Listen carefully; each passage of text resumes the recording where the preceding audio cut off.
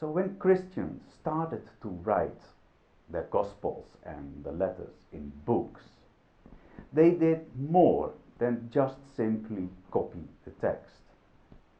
Because what they did early on was not just kind of write word after word, but they added paragraphs, and at a certain point you get chapters, and very later on we get verses, chapters and verse numbers, and that became a very handy way of giving further access to the text. And there are disadvantages and advantages of doing that. And the advantages are obvious.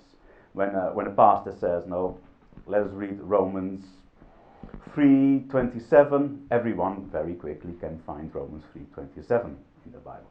And you start reading from that verse. On the other hand, there's also a disadvantage of dividing a text up in tiny verses. Imagine you have Jane Eyre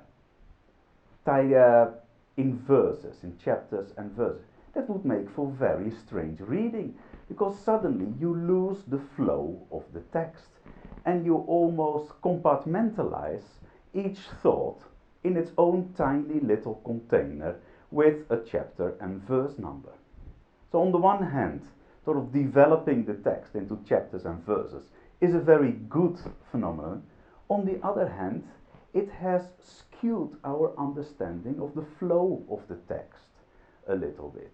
So these days we teach our children Bible verses, as if the Apostle Paul had a notion of what a Bible verse was, or Jesus had a notion of what a verse in Genesis was. No, they knew the scriptures, and sometimes they quoted tiny snippets of scripture, and that hasn't changed at all.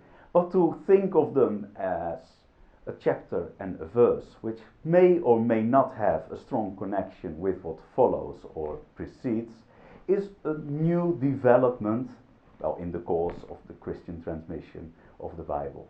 And we must be aware that every change we make to how we present the Bible has its consequences. It can be positive, it can be negative, but at least we should think about them and be aware of what we are doing.